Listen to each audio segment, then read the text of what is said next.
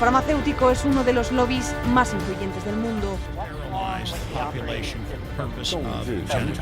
应对挑战，力行力改，破解难题。 Конечно, должны работать кооперативно, должны... Avecina una gran guerra entre la realidad virtual y la realidad aumentada.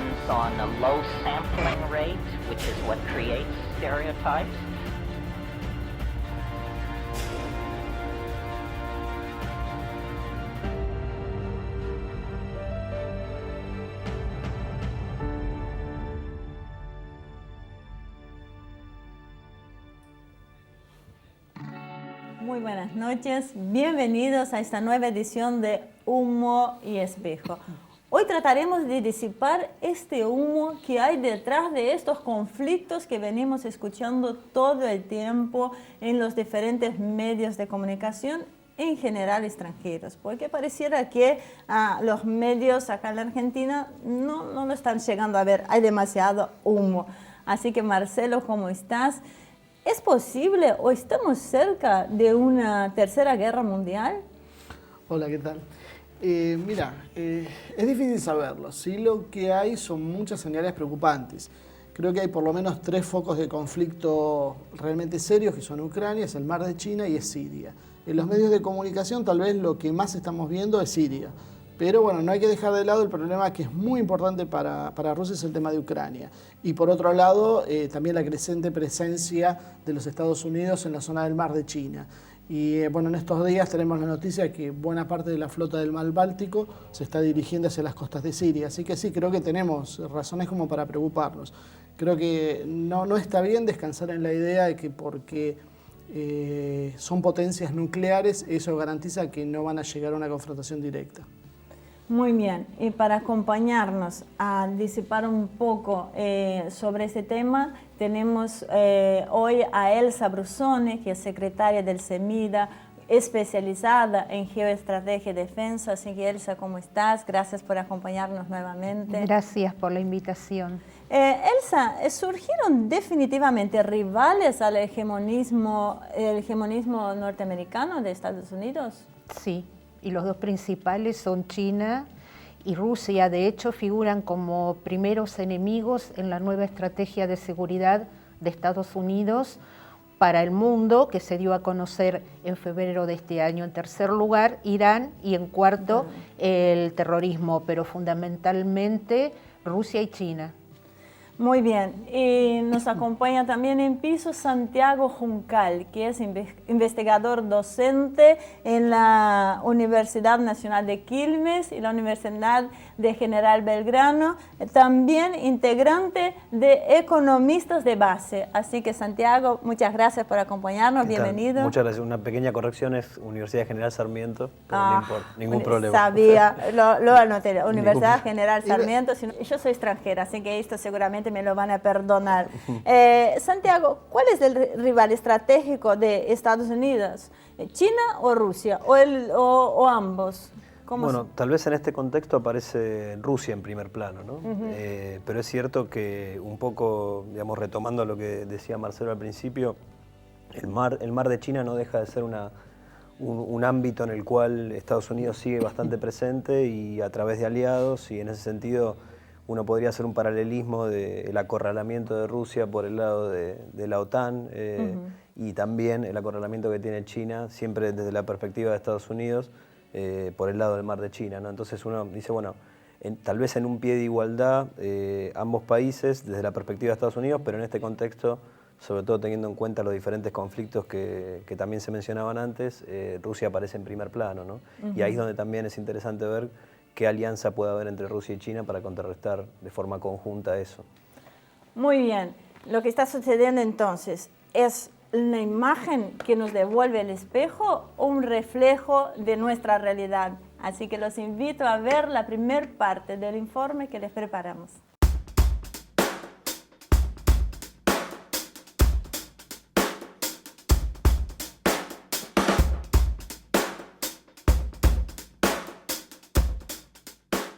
Luego de la caída de la Unión Soviética en la última década del siglo pasado, el mundo creyó que desaparecía la tensión militar entre las naciones con capacidad nuclear.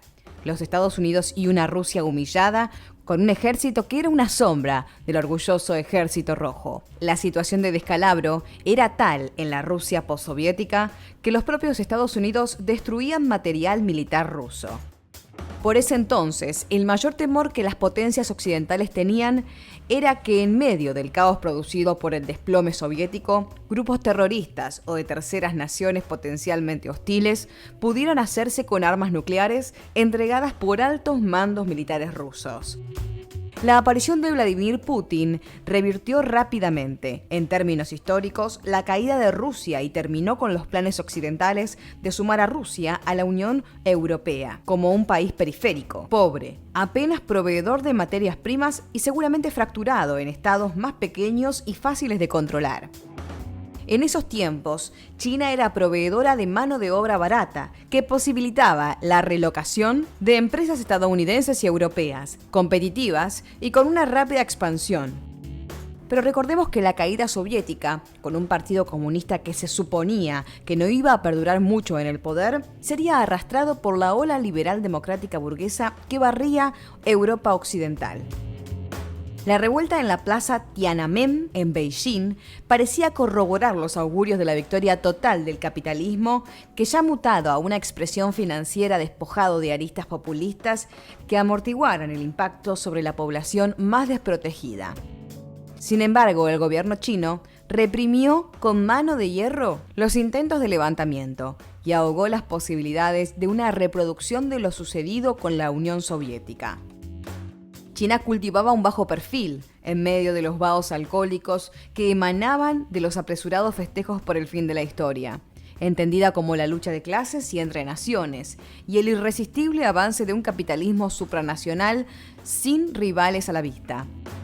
Occidente se concentró en consolidar el poder transnacional, desprendiéndose de líderes que en otros momentos habían sido fieles representantes de sus intereses, pero hoy eran un lastre que desechar ante el nuevo modelo a instalar. No había espacio para un Ferdinando Marcos, un Saddam Hussein o un Muammar el Gaddafi, quienes eran reemplazados gradualmente por una nueva generación de políticos dóciles y atildados, dispuestos a entregar todas las riquezas de sus naciones, incluyendo las empresas nacionales vitales, para conseguir un lugar bajo el nuevo orden transnacional. La irrupción de China como potencia global económica y financiera, pese a los intentos de su gobierno en permanecer fuera de los primeros planos mundiales, fue inevitable y comenzaron a saltar las primeras alarmas sobre un desbalance del poder real que desplazaba el centro de gravedad hacia la región Asia-Pacífico o Asia Oriental.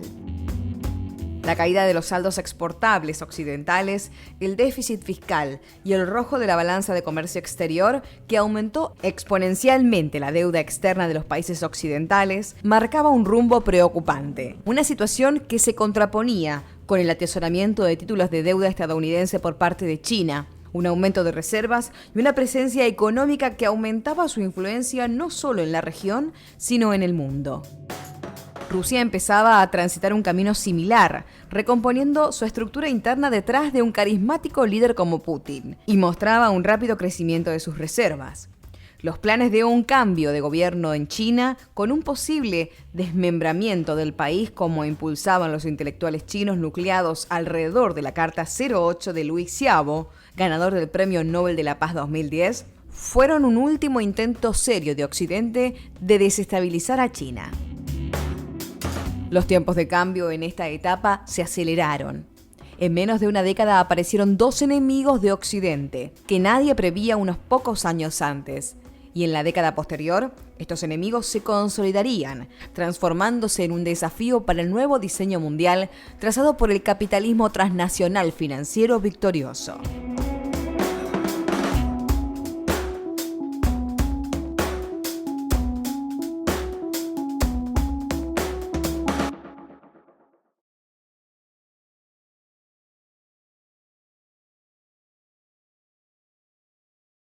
Bien, nosotros estamos viendo que hay muchas señales realmente que hay una confrontación entre, podríamos decir ya dos bandos, porque ya se va definiendo una alianza cada vez más sólida, Rusia, China y otros países que acompañan, como puede ser el caso de Irán.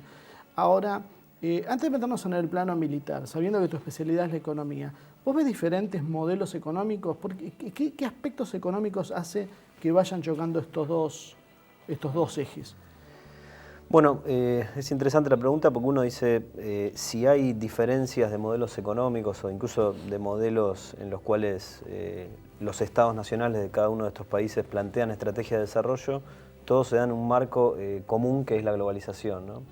Y si uno entiende la globalización desde el punto de vista de la universalización del capitalismo, digamos, puede pensar que en ese sentido hay bastantes denominadores comunes entre estos países, fundamentalmente entre Estados Unidos y China, en el marco de una relación que es de una interdependencia muy grande, ¿no? Y ahí es donde uno dice, bueno, las diferencias que pueda haber quedan de alguna manera subsumidas a una globalización que también un poco pone un techo a la posibilidad de que estas tensiones avancen en una escalada. Y la presencia del Estado, porque parecería como que los globalistas están cabalgando sobre los tratados de libre comercio, donde quieren bajar los perfiles de las soberanías nacionales para poder disponer ellos con mayor libertad de las legislaciones nacionales.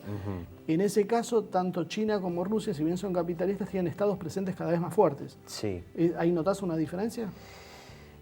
Bueno, yo no diría que el Estado Nacional norteamericano no deje de tener presencia, ¿no? Me parece que de alguna manera si existen estos tratados es porque a nivel internacional, digamos, entre estados, es porque justamente los impulsan los estados nacionales y en particular la intención de Estados Unidos en el marco del Tratado Transpacífico y bueno, también el Transatlántico, que en este momento, sobre todo este último, están un poco frenados, es avanzar en validar su poder, sobre todo en lo que tiene que ver con derecho de propiedad intelectual, por ejemplo, ¿no? Entonces, en ese sentido, uno podría pensar en variaciones o en matices, pero sin dejar de pensar que hay algo que los une a estos países, al margen de los modelos de Estado.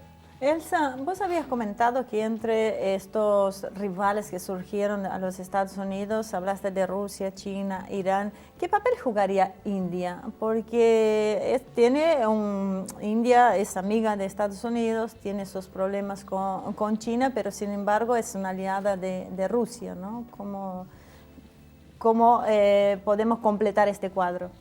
Y desde su pertenencia al bloque económico de los BRICS, es indudable que más allá de los acuerdos que pueda tener India con respecto a Estados Unidos, de la amistad y de lo que tenga, busca de alguna manera una posición, digamos, como más independiente, como transformarse en un árbitro para poder incidir de alguna manera entre lo que es Estados Unidos, lo que representa, y lo que es el bloque de los BRICS, a donde ella representa. Entonces, en este esquema de poder mundial, en esta globalización que estamos viviendo, cada país emergente que va surgiendo y que tiene la fortaleza suficiente como para llegar a ser una potencia, ser un país importante, intenta encontrar su lugar definitivo, transformarse en una especie de árbitro y ver cuál es la mejor manera para lograr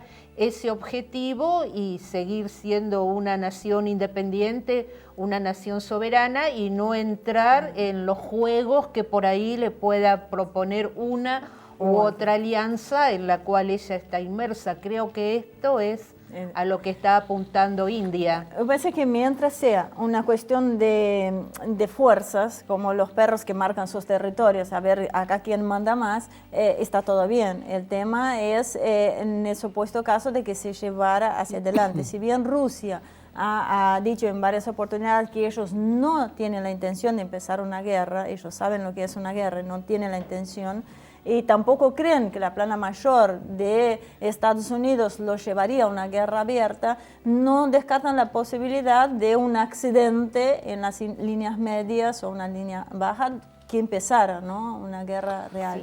Sí. Eso no lo podés descartar, porque más aún teniendo dentro del mismo complejo industrial militar, que es el que maneja en última instancia Estados Unidos, que se afianzó al término de la Segunda Guerra Mundial, este complejo que fue denunciado por el presidente Eisenhower, que dijo al pueblo norteamericano que tenían que desactivarlo porque si no se desactivaba el complejo iba a terminar con la democracia, iba a terminar imponiéndose e iba a terminar gobernando Estados Unidos.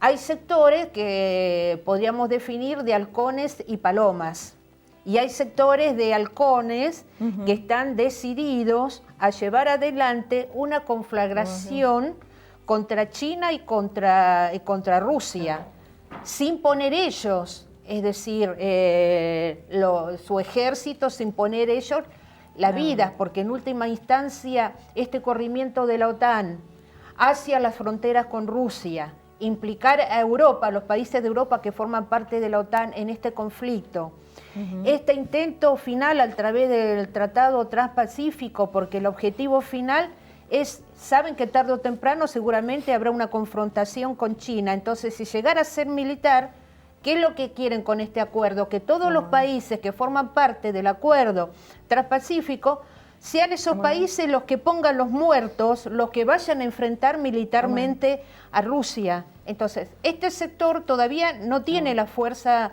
suficiente, no ha logrado hacerse con el control del 100% de lo que es el complejo industrial militar y del Pentágono. Pero yo también apunto a lo mismo. Yo no sé en qué momento alguno de estos halcones, no vaya a ser que se le dispare el dedo, se le vaya la mano y nos veamos inmersos en una conflagración que culminaría con la destrucción del planeta y con la destrucción de nosotros como especie humana. De eso no hay ninguna duda. Bueno, esperemos que no. Marcelo, vas a tener que esperar el segundo bloque, así que los tengo que llevar a un pequeñísimo corte. No se vaya, ya estamos de regreso.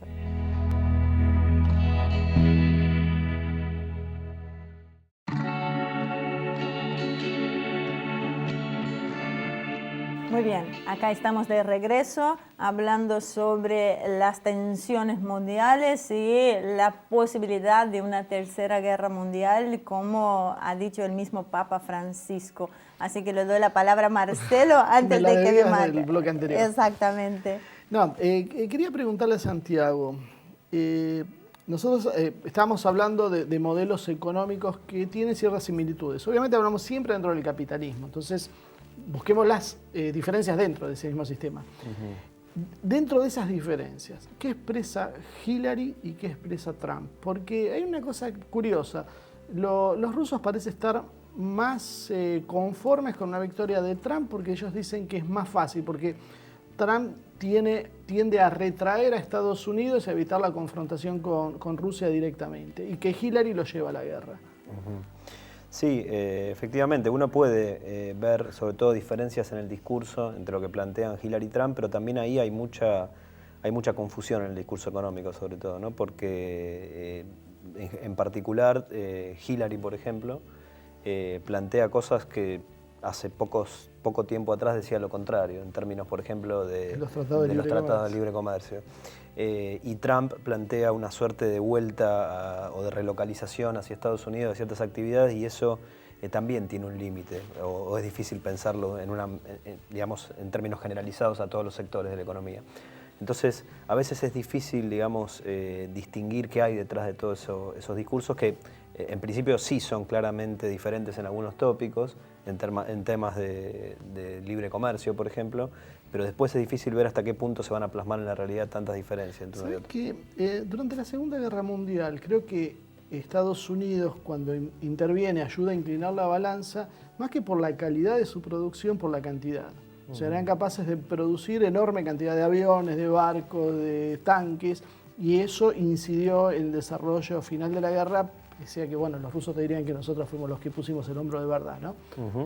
En este caso, con la relocalización de las producciones que tiene Estados Unidos en distintas partes del mundo, ¿hoy está en condiciones Estados Unidos de poder transformar su economía en una economía para una guerra, suponiendo en el caso de que no estemos en una guerra que duraría minutos como sería una guerra nuclear, sino una guerra prolongada? ¿Está en condiciones o ya ha perdido hasta esa posibilidad? Es una discusión muy interesante que aparte está al interior de los círculos de política exterior estadounidenses, ¿no? Yo pienso que hay ciertas industrias en las cuales es muy claro el desacople entre las capacidades de diseño y comercialización y otras, y el desacople entre esas capacidades y las capacidades de fabricación de bienes de elaboración. y ahí Estados Unidos tiende a retener buena parte de esas capacidades. Ahora puede ser que en la industria bélica, digamos, yo no conozco tampoco tan en detalle el caso, haya mucha menos capacidad de realizar ese desacople y necesariamente tenga que haber capacidades de fabricación de bienes en conjunto con capacidades de diseño de los bienes militares, en este caso, ¿no? De los bienes de equipo de la industria bélica. Entonces, de hecho es lo que sostienen algunos pensadores. Yo pienso que es una polémica abierta de la cual no tengo tan clara cuál es la verdad, digamos, ahí, pero sí es cierto que en otras industrias a Estados Unidos no le interesa la capacidad de fabricación, sino fundamentalmente lo que lleva, lo que se llama el core en inglés, ¿no? Las capacidades de negocios centrales que tienen que ver con las actividades que mencionaba antes. Vos sabés que, dejame que le haga una preguntita a Elsa y después ya te entrego el programa. Elsa, hablando de este tema tecnológico, Rusia es el proveedor de motores para cohetes de Estados Unidos. ¿Eso qué significa? ¿Que está por encima tecnológicamente de Rusia en lo militar? Yo creo que en este momento sí. Si bien estos son de uso civil, pero... No, yo creo que en este momento sí. Creo que Rusia en tecnología ha superado ampliamente a Estados Unidos, y cuando uno realiza la comparación entre el armamento actual que tiene Estados Unidos y el que tienen los rusos, es infinitamente superior. Creo que han avanzado en estos últimos años Rusia de una manera impresionante y apabullante en el tema del desarrollo tecnológico con respecto a las armas, porque lo ha hecho previendo que necesita estar preparado para defenderse, porque Rusia no destaca, es decir, no descarta que podría haber en una conflagración con respecto a la OTAN o en última instancia con respecto a Estados Unidos. Entonces ha manifestado siempre que ella no va a dar el primer paso, no va a ser Rusia quien inicie una guerra, pero está haciendo todo lo posible para su autodefensa. Entonces todo este perfeccionamiento tecnológico lo lleva para tener una defensa eficaz, de alguna manera para ser casi invulnerable a un ataque que le pudiera venir hay cierta afuera. Obsolescencia en las Fuerzas Armadas norteamericanas, ¿no? Sí. En la Fuerza Aérea, sobre todo, está muy marcado. Está muy marcado, han tenido grandes fracasos con los últimos prototipos de aviones que les han fracasado. Sí, el F-35. El F-35, bueno, es un desastre. Le han fracasado los últimos submarinos. En los temas de lo que es Armada de Estados Unidos también han tenido grandes fracasos. Y Estados Unidos tiene un fracaso mayor, que es su propio soldado. Es decir, es un soldado que está dotado de todos los avances tecnológicos que uno pudiera imaginarse. Entonces, este soldado no está preparado para sobrevivir sin esa tecnología. Para eso, perdón Elsa, para eso también tengo entendido, corregime si me equivoco, vos sos la experta, también Estados Unidos tiene muchos mercenarios. Exactamente. Estos sí están más preparados para sobrevivir que los propios soldados norteamericanos. Exactamente, el mercenario está más preparado para sobrevivir que un soldado. Cuando uno ve, uno los ha visto en Irak o lo hemos visto en otros países. Las carpas todas o calefaccionadas o con refrigeración.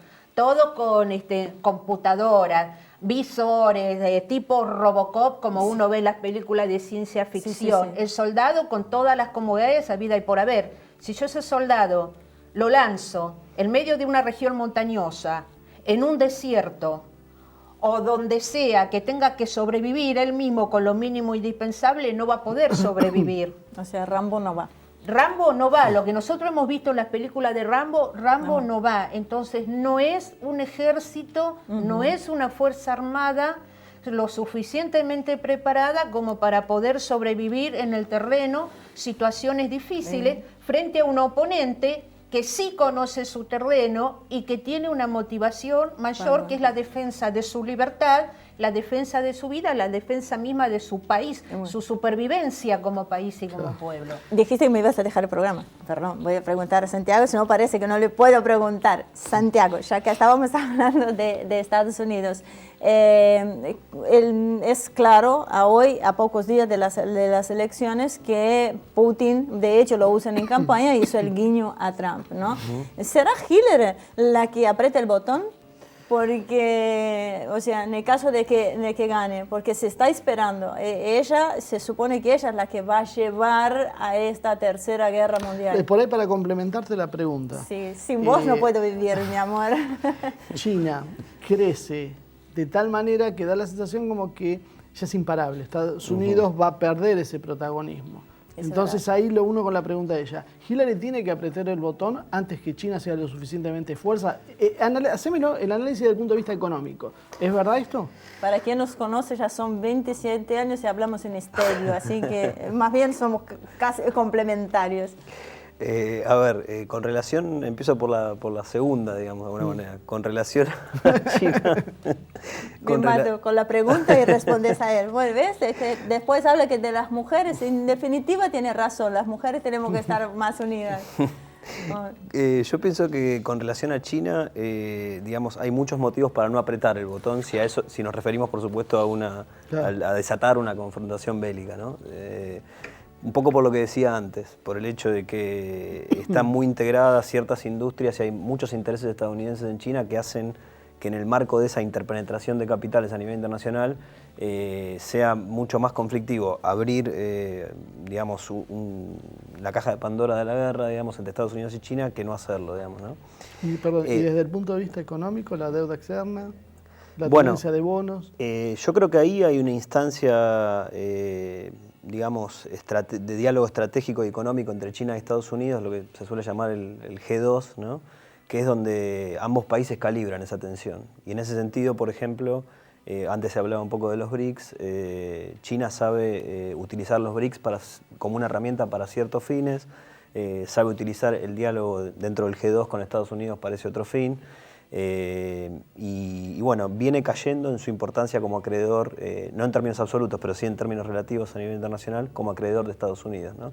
Lo que no quiere decir que no siga siendo el principal y lo que no quiere decir que eso en algún momento va a tener que tener algún tipo de procesamiento político, pero creo que se va a dar entre los dos países. Con relación a apretar el botón hacia Rusia, bueno, es evidente que Trump... ¿Hacia Rusia o hacia China? Apretar el botón, puede ser hacia Rusia, claro. El blanco más probable es Rusia, Claro, en ese sentido. pero yo creo que el rival estratégico es China, más que Rusia. Pero las escaramuzas están hechas, muestran más los dientes a Rusia. Sí, pero precisamente estratégico es de última instancia. No sé, después, bueno, esa pregunta te la dejo a vos. Bueno, vamos a terminar, que termine. Dejémoslo terminar, redondear y me contestás después. No, eso. te contesto, sí. No, vinculado al tema de que Trump parecería, en el caso de ganar, parecería, digamos, suavizar las tensiones con Rusia, en particular a diferencia de Hillary, sí, yo pienso que un triunfo de Hillary, que a esta altura de alguna manera nadie piensa lo contrario, apuntaría a un incremento de las tensiones con Rusia, que uno no sabe cómo se van a procesar tampoco. Me cuesta...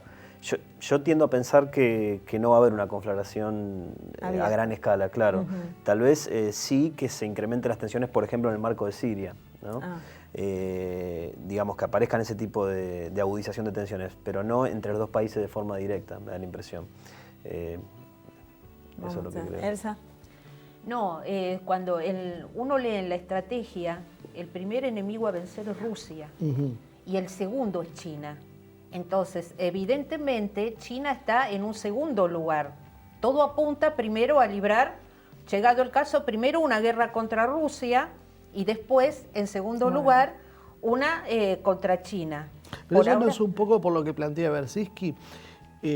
Contra los dos no se puede, vamos primero contra el más débil y después contra el más fuerte. Claro, ellos suponen que el más débil es Rusia, el más fuerte es China, entonces a China esperamos para ir después, suponiendo que logremos incluir a toda la OTAN en la guerra contra Rusia, si está planteada de esta manera, y cuando uno lee los economistas alemanes que dicen, no, por favor, los rusos otra vez en Berlín, no, las discusiones que se van dando adentro de la misma Europa, esta salida de Gran Bretaña de la Comunidad Económica Europea, donde uno lee al ministro de Defensa de Gran Bretaña decir, nosotros de ninguna manera vamos a una guerra con Rusia porque no estamos en condiciones de poder ganarla. Entonces, ellos, primero es Rusia y en segundo lugar es China. Lo que pasa es que si Brzezinski cree que Estados Unidos está en capacidad de vencer a Rusia y después va a ir a China, evidentemente algo está mal en su cabeza. Porque aparte es la fórmula Rusia-China. Yo creo que hoy ya no se puede. Bueno, lo que pasa es que los dos están viendo que van por uno y después por el otro. Claro, van por el otro, y además ya sabemos que ahora hay un acuerdo ofensivo-defensivo entre Rusia y China, justamente porque los dos están viendo el peligro que se avecina. Pero ya sea que elijan una u otra para una conflagración militar de carácter global, como la vivimos en la Segunda Guerra Mundial, el destino de la humanidad es el final de la humanidad, es el final nuestro. Y si sobrevive algunos seres humanos, habrá que comenzar otra vez de nuevo, porque vamos a tener un planeta totalmente devastado por las armas, no solamente las armas nucleares. Tenemos armas químicas, tenemos bacteriológicas, tenemos armas biológicas, más allá de las armas convencionales. Es decir, que sería si sueltan el final, todo eso, sí, la verdad, sería sobre todo las final, bacteriológicas. Creo exactamente, que sería el final nuestro como especie humana, así que espero que sobreviva el instinto de conservación y de supervivencia que todos llevamos adentro como seres humanos y logremos desactivar toda esta tensión y estos conflictos que se avisoran. Los tengo que llevar a un corte. Hoy en este bloque sentí un enorme vacío porque sentí la falta de Damián Jakubowicz, nuestro economista, nuestro columnista especialista en geoestrategia, defensa, estrella, que lamentablemente no va a poder estar con nosotros por un tiempo, solo por un tiempo, por cuestiones personales, pero que bueno, a todos aquellos que lo siguen y nos siguen a nosotros, seguramente lo volveremos a tener acá. Así que bueno, los dejo un minutito, los llevo a un pequeño corte y enseguida volvemos.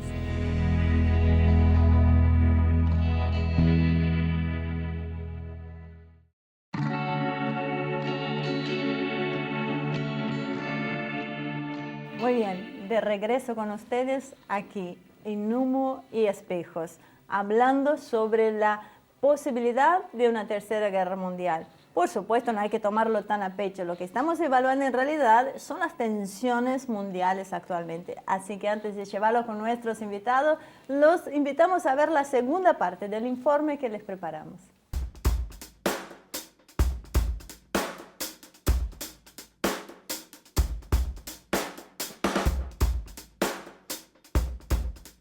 Llegado el 2016, lo que eran insinuaciones se han consolidado. Rusia, consciente de los planes que impulsaba Estados Unidos para su país, comenzó a modernizar sus fuerzas armadas. Rápidamente Putin, sabiendo que no iba a rivalizar con el bloque occidental en cantidad de recursos económicos, se concentró en desarrollar equipamiento que le garantizara la capacidad de denegación de acceso de área a las fuerzas aéreas rivales. Lo sucedido en Yugoslavia, más las experiencias de Irak y Libia, eran un claro ejemplo de una nueva doctrina de guerra flexible estadounidense, que apelaba a la supremacía aérea para destruir la resistencia local. Rusia hizo sus deberes y puso en funcionamiento o modernizó sistemas antiaéreos como los S-300 SBM, S-400 Triumph, los Pantsir S-1, OSA MA, o los S-500 a corto plazo. Son un enorme escollo a unas fuerzas aéreas occidentales, envejecidas en su mayoría. Los misiles antibuques Moskits, Zircon y los sistemas K-300 P-Bastion P son misiles antibuques supersónicos. P-800 Shakhon son algunas de las respuestas rusas para desalentar la tentación de un ataque de los Estados Unidos y sus aliados. El desafío continúa con el nuevo desarrollo ruso de la plataforma armada, con el T-14 de caza de quinta generación, T-50 entregado a las renombradas Fuerzas Aeroespaciales Rusias y a la modernización de los sistemas estratégicos con las nuevas versiones navales del Bulava, el Rubez o el poderoso Sarmat. Rusia marca claramente que tiene cómo crear una fuerte disuasión. Pese al rearme ruso, la situación se ha tomado imprevisible. El general norteamericano de división William Hitz instó al Pentágono a acelerar sus avances y a prepararse para enfrentar una escalada de violencia que el ejército de Estados Unidos no ha visto desde Corea. Bradley Penniston, columnista de Defense On, alerta sobre un conflicto bélico contra Moscú o Pekín que sería extremadamente letal y rápido, muy diferente a las guerras del pasado cuarto de siglo, basándose en las expresiones del teniente general Joseph Anderson, jefe de operaciones, planes y entrenamiento del ejército norteamericano. Las declaraciones no son solo estadounidenses. Moscú hace oír su voz. El alcance de los sistemas rusos S-300 y S-400 puede convertirse en una sorpresa desagradable para cualquier incursión aérea no identificada en Siria, declaró el portavoz del Ministerio de Defensa de Rusia, general mayor Igor Konashenkov, según informa Sputnik. La portavoz de la Cancillería rusa, María Zaharova, afirmaba que la relación entre el reciente ataque contra la embajada rusa en Damasco y las amenazas de Washington contra Rusia. La tensión se siente en otros medios. La iraní Hispan TV informa que según la investigación del Centro Estadounidense de Investigaciones PEW, el 45% de los chinos encuestados considera que el poderío e influencia de Washington es la mayor amenaza internacional para su país y que Estados Unidos intenta impedir a China conseguir el mismo estatus que la consolide como el primer poder económico global. Las menciones, advertencias y amenazas veladas se multiplican, mientras que una nueva teoría hace su aparición impulsada por sectores del Pentágono, la Prompt Global Strike. La Prompt Global Strike aparece como la respuesta estadounidense para frenar el descenso de China y su alianza estratégica con Rusia. La paridad de fuerzas nucleares, que sirvió como disuasión para mantener la paz ante la posibilidad de una guerra nuclear entre las naciones, pero hoy la concepción de realizar un ataque con explosivos nucleares o tácticos nucleares montados sobre misiles hipersónicos puede ser la llave para destruir la capacidad de respuesta rusa y china. La tecnología aún no está madura, por lo que se conoce, pero las señas son cada vez más claras y la posibilidad del enfrentamiento es una realidad que corrobora la advertencia del Papa Francisco cuando denunció que estamos viviendo el preludio de una tercera guerra mundial.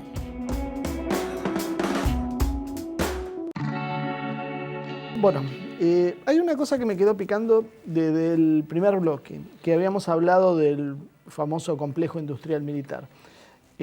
Nuevamente, para verlo desde el punto de vista económico, me gustaría, Santiago, que me digas si es posible que dentro del aparato militar, más allá de que no sea por ahí tu especificidad, si es posible que pase lo que pasa en otras áreas, donde los gastos están sobredimensionados, donde se produce innecesariamente mal, más con efectos de hacer negocios que en realidad de hacer un equipamiento que realmente sirva a los fines que se pide, como por ejemplo en el caso que citaba Elsa del tema del F-35, donde se hace un avión extremadamente caro y con prestaciones muy bajas.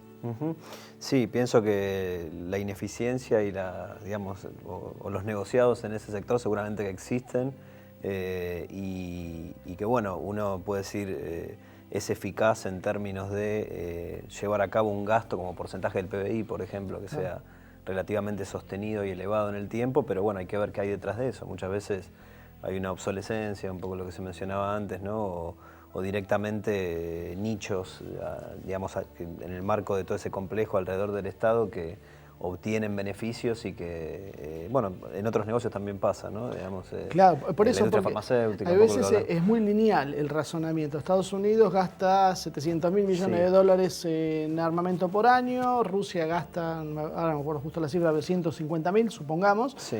Entonces es muchísimo mayor el ejército. Y hay veces no es tan así, porque si gastas mal, ¿vos lo ves de esa manera? ¿No? Es un poco lo que dijo Elsa antes, o sea que los soldados están acostumbrados a una tecnología que bueno, está un poco... ese es otro tema, ese es un tema clásico de Estados Unidos, tener economía... Claro, pero yo coincido que a veces tanta cantidad de dinero no necesariamente garantiza la eficiencia, garantiza calidad. Creo que hay muchas cosas o turbias, muchos negocios oscuros detrás de esto. Cada vez mayores esto. Que son cada vez mayores, donde creo que de alguna manera también se está utilizando al Estado como una gran vaca, con las ubres llenas de leche, o sea, donde todos van apretando las tetillas. Claro, que el día que hay una guerra de verdad te lleva la sorpresa que lo que produjeron no servía. Exactamente, porque creo que tiene mucho que ver con eso, porque cuando uno ve el listado de las empresas que componen este complejo industrial militar, sorpresa que son corporaciones transnacionales de todo tipo, dedicadas a todo tipo de fabricación o de elementos, y ve cómo juegan entre ellas a ver quién se queda con un pedazo mayor de la torta en el Estado.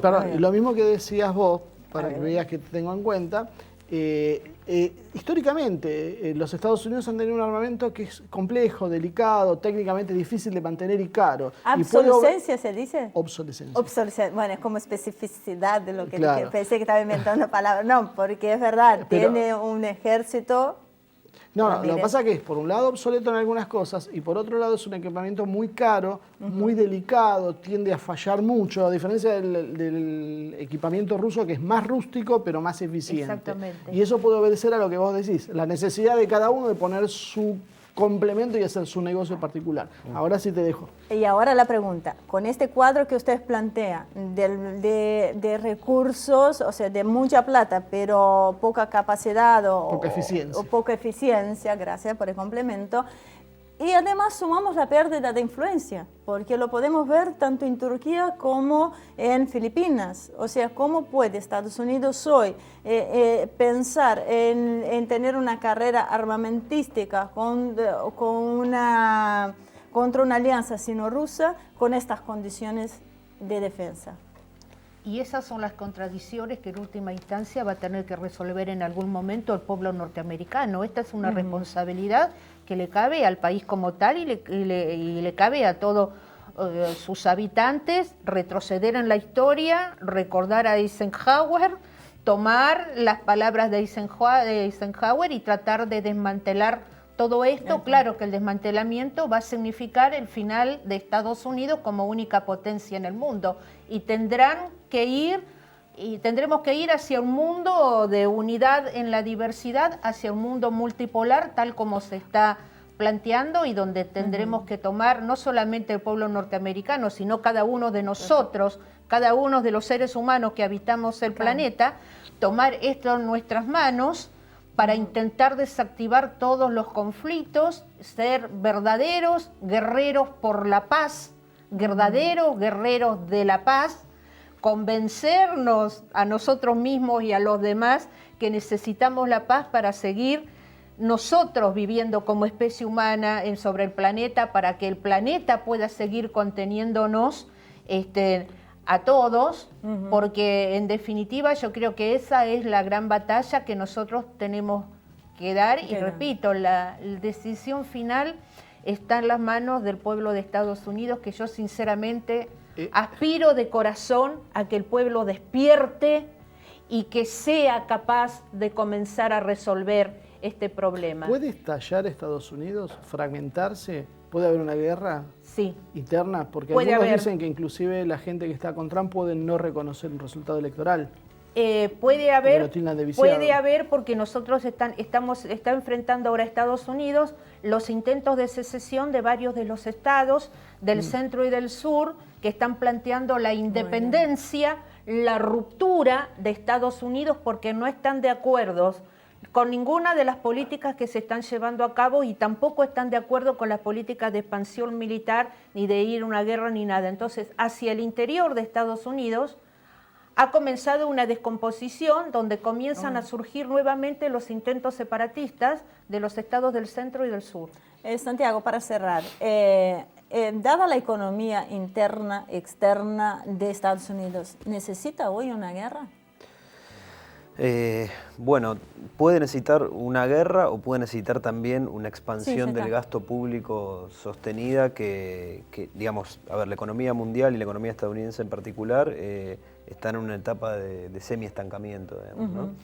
Es difícil ver la salida de eso porque uno no puede pensar inmediatamente, por ejemplo, en una revolución tecnológica que esté dando los frutos necesarios como para generar aumentos de la productividad, por ejemplo, a nivel internacional, que hagan despertar a la economía mundial. Después de la crisis internacional de 2007-2008, se da esta situación de languidez, de crecimientos raquíticos, o de directamente recesiones en algunos países, y en el caso de Estados Unidos no escapa eso, y como principal economía del mundo, digamos, donde para mí sigue manteniendo un liderazgo tecnológico, además de la expansión militar a nivel global y científico también,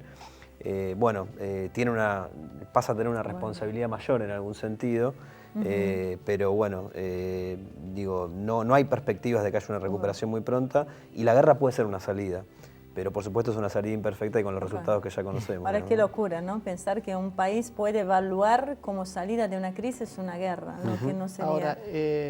Ahora, ya cerramos porque ya estamos La en última tiempo. pregunta y no te dejo hablar más. No, va a ser la pregunta, va a ser cortita, depende de Elsa la respuesta. Cortito, Elsa, por favor. El giro que está haciendo Filipinas en su política exterior, en cierta medida lo que está haciendo desde Turquía hasta Israel, que también intenta negociar con Putin, son muestras de que están oliendo una debilidad en Estados Unidos, como que el poder empieza a resquebrajarse y tratan de acomodarse hacia nuevos vientos de cambio.